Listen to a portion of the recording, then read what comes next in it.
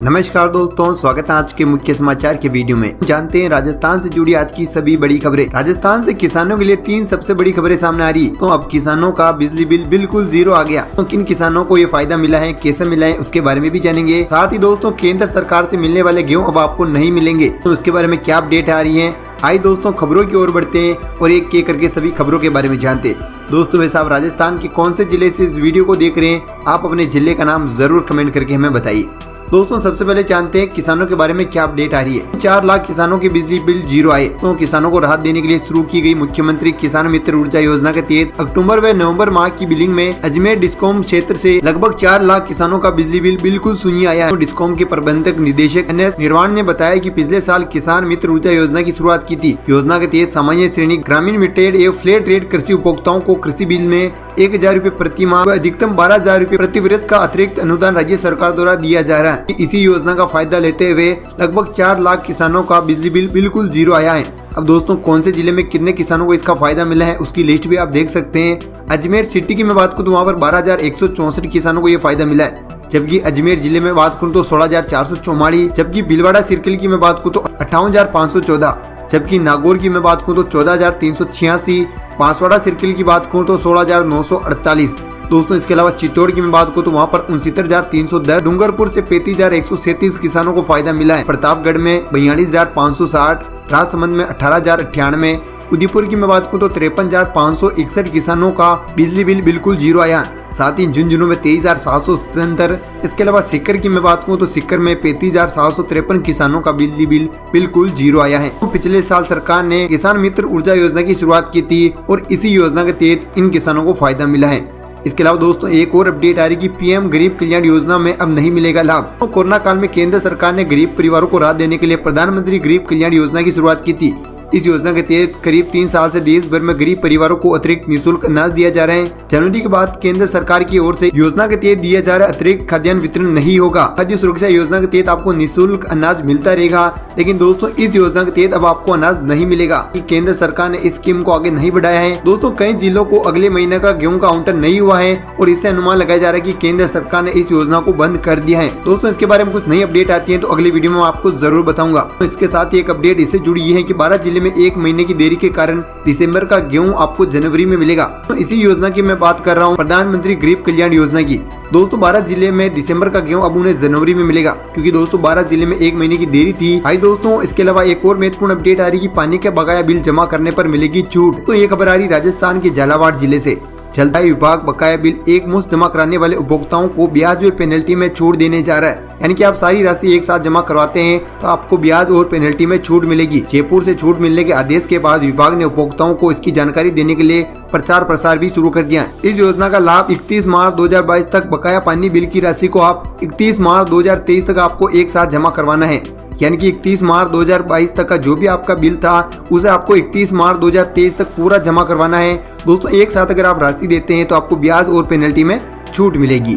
आइए दोस्तों, अगली खबर के बारे में जानते हैं। CET पात्रता परीक्षा से पहले कपड़े उतारकर होगी तलाशी। तो राजस्थान में इन दिनों सर्दी बढ़ती जा रही है। साथ ही 7 और 8 जनवरी को 2996 पदों के लिए पात्रता परीक्षा का आयोजन किया जा रहा। 11,27,659 अभ्यर्थी इसमें शामिल होंगे और बोर्ड की ओर से एक नई गाइडलाइन जारी की गई, जिसके अनुसार अभ्यर्थी coat, tie, muffler, jacket, blazer पहनकर परीक्षा नहीं दे सकेंगे। वहीं अभ्यर्थी सर्दी से बचने के लिए सिर्फ शर्ट, बिना जेब वाले स्वेटर जिनमें बटन नहीं लगे होने चाहिए, वही पहनकर परीक्षा दे सकेंगे। इसके साथ ही महिला अभ्यर्थी भी हेड, स्टोल, सोल, मफलर पहनकर परीक्षा में शामिल नहीं हो सकेंगी। दोस्तों, इस दौरान परीक्षा देने वाले अभ्यर्थियों को गर्म कपड़े उतारकर अपनी तलाशी भी देनी होगी। आइए दोस्तों, अगली खबर के बारे में जानते। 4 परिवारों को 2-2 लाख रुपए की सहायता राशि मंजूर। तो सीकर के खंडेला पलसाना मार्ग पर 1 जनवरी को शाम 3 गाड़ियों की टक्कर से 12 लोगों की जान चली गई थी। CM सहायता कोष से आश्रित 4 परिवारों को 2-2 लाख रुपए की आर्थिक सहायता की मंजूरी दी गई। तो अगली खबर के बारे में जानते हैं। राजस्थान में 3 दिन कड़ाके की सर्दी का अलर्ट। तो माना जा रहा है कि राजस्थान में अगले 3 दिन तक कड़ाके की सर्दी पड़ सकती है। जयपुर, भरतपुर, बीकानेर संभाग के जिलों में ऑरेंज अलर्ट भी जारी किया गया। माना जा रहा है कि 6 जनवरी तक यहाँ पर कड़ाके की ठंड पड़ेगी। साथ ही शीतलहर चलने की भी पूरी संभावना है। अगली खबर के बारे में जानते हैं। नए साल में सोने चांदी में आई रिकॉर्ड तेजी। दोस्तों, स्टैंडर्ड सोने की मैं बात करूँ तो अब कीमत उनकी 57,000 तक पहुँच गई है।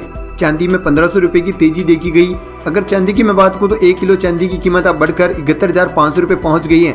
जबकि 24 कैरेट सोने की मैं बात करूँ तो अब उनकी कीमत बढ़कर 57,000 हो गई है। साथ ही दोस्तों अब कृषि उपज मंडी के भाव हम जान लेते हैं कि राजस्थान में क्या कुछ भाव चल रहे हैं। दोस्तों सबसे पहले नागौर कृषि उपज मंडी का भाव देख सकते हैं, जहां पर जीरा 21,000 से लेकर 32,500 के बीच चल रहे हैं, जबकि गंवार 5,000 से लेकर 5,625, मूंग 6,000 से लेकर 7,850, जबकि तिल 10,000 से लेकर 13,500, जवार 3,000 से लेकर 4,600, सरसों 5,500 से लेकर 6,400, इसके अलावा चना 3,800 से लेकर 4,550, जबकि मेथी 4,800 से लेकर 5,600 के बीच चल रहा है। साथ ही दोस्तों मेड़ता कृषि उपज मंडी की हम देखें तो वहां पर मूंग चल रहे हैं 6,200 से लेकर 7,522 के बीच, जबकि चना वहां पर 4,500 से लेकर 4,640 के बीच चल रहे हैं। गंवार वहां पर 5,350 से लेकर 5,725 के बीच चल रहा है। वहां पर जीरा 26,000 से लेकर 31,600 के बीच चल रहे हैं। इसके अलावा कपास की मैं बात करूं तो वहां पर कपास 7,500 से लेकर 8,500 के बीच चल रहा है। तो दोस्तों ये हो गए दोनों मंडियों के भाव। अब दोस्तों आगे की खबर के बारे में जानते हैं। परीक्षा से पहले सोशल मीडिया पर आ गया paper. Vardhaman Mahaveer Kota open university के BA सेकेंड ईयर का हिंदी साहित्य का पेपर मंगलवार दोपहर परीक्षा से पहले ही जोधपुर में सोशल मीडिया पर वायरल हो गया। ये परीक्षा दोपहर 3:30 से 5 बजे तक हुई। हालांकि परीक्षा नियंत्रण प्रोफेसर B अरुण कुमार ने कहा कि कहीं से पेपर लीक की सूचना अब तक नहीं आई है, फिर भी अगर सोशल मीडिया पर पेपर पहले से उपलब्ध हुआ है तो इस मामले की पूरी जांच होगी। अगली खबर के बारे में जानते हैं। राजस्थान में बन सकते हैं 6 नए जिले। 23 जनवरी से बजट सत्र की घोषणा के साथ ही राजस्थान में नए जिले बनाए जाने की चर्चा फिर से जोर पकड़ने लगी है। दोस्तों बता दूं कि प्रदेश में इस समय 33 जिले हैं और आखिरी बार राजस्थान में प्रतापगढ़ जिला बना था, जो कि 2008 में बना था और वसुंधरा राज्य सरकार ने बनाया था। और दोस्तों अब एक बार फिर से राजस्थान में 6 नए जिले बन सकते हैं, इसकी मांग लगातार उठ रही है। दोस्तों वैसे तो कई सारे नाम इसमें हैं, लेकिन अगर टॉप की मैं बात करूं तो बालोतरा जो कि बाड़मेर में है, कोटपूतली, जयपुर, फालोदी, जोधपुर, ब्यावर, अजमेर, नीम का थाना जो कि सीकर में और डीडवाना जो कि नागौर में, ये जिले बन सकते हैं नए। आइए दोस्तों अगली खबर के बारे में जानते हैं। सिंगल यूज प्लास्टिक के उपयोग पर बड़ी कार्रवाई। दोस्तों खबर आ रही जयपुर से। जयपुर स्वच्छता संरक्षण शुरू होने से पहले नगर निगम हेरिटेज ने सख्ती शुरू कर दी है। नगर निगम की स्वास्थ्य शाखा टीम आज हेरिटेज एरिया में अलग अलग जगहों पर छापे मारकर 80 किलो 500 ग्राम पॉलिथीन जब्त किए हैं। इसके बदले टीम ने 26,000 रुपए का जुर्माना भी वसूला है। आइए दोस्तों अब अगली खबर के बारे में जानते हैं। पुलिस कर्मियों के 15 जनवरी से पहले शुरू होगी वीकली ऑफ। ये खबर आ रही राजस्थान के झालावाड़ जिले से। लंबी और थकान देने वाली तनाव भरी ड्यूटी से परेशान पुलिस कर्मियों को अब नए साल से राहत मिलने जा रही है। दोस्तों झालावाड़ जिले में पुलिस कर्मियों को साप्ताहिक अवकाश दिए जाएंगे और माना जा रहा है कि 15 जनवरी से पहले ये लागू भी हो जाएगा। यानी कि जैसे कि हम मान लेते हैं कि 70 पुलिस कर्मी है, सभी 70 पुलिस कर्मियों को 10-10 हिसाब से 7 अलग अलग ग्रुप में बांट दिया जाएगा और सभी ग्रुप को एक दिन सप्ताह में छुट्टी दी जाएगी। इस प्रकार से सभी पुलिस कर्मियों को हफ्ते में एक छुट्टी मिल जाएगी। चलिए अच्छी बात है। तो दोस्तों ये थी राजस्थान से जुड़ी कई सारी महत्वपूर्ण और काम की खबरें। ये सारी खबरें आपको कैसी लगी कमेंट के माध्यम से जरूर बताइए। साथ ही दोस्तों हम राजस्थान के कौन से जिले से इस वीडियो को देख रहे हैं, अपने जिले का नाम कमेंट करना ना भूले। साथ ही दोस्तों राजस्थान की खबरों और योजनाओं के बारे में अपडेट रहने के लिए राजस्थान समाचार को भी आप जरूर सब्सक्राइब कर दीजिए।